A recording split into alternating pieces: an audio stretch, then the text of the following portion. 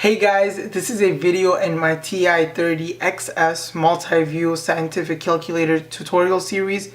In this video, I'm going to show you how to fix a rounding error on the TI-30xs Multiview.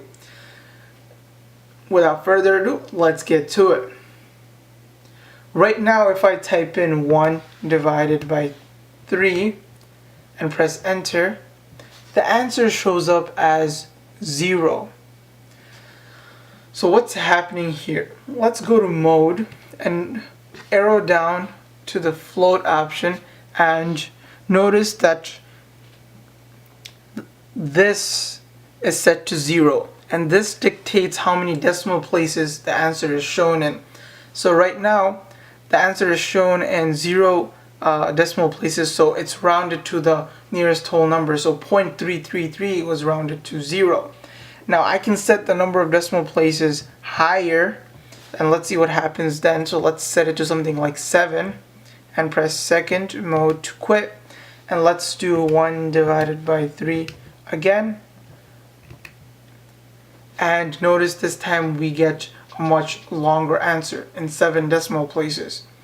But the downside of fixing a certain number of decimal places is if we do something like 1 divided by 2, it will still give us all these unnecessary decimal places. So let's go back to mode, and this time we're just going to press float.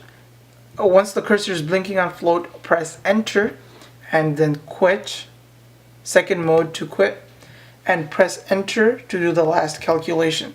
Notice this time the calculator just gives us an answer of 0.5, and let's try 1 divided by 3, and it gives us a much longer answer. In the float mode, the calculator decides how many decimal places it should display based on the calculation. I hope this video helps. As always, if you have any questions, feel free to leave them in the comment section and I'll try my best to help.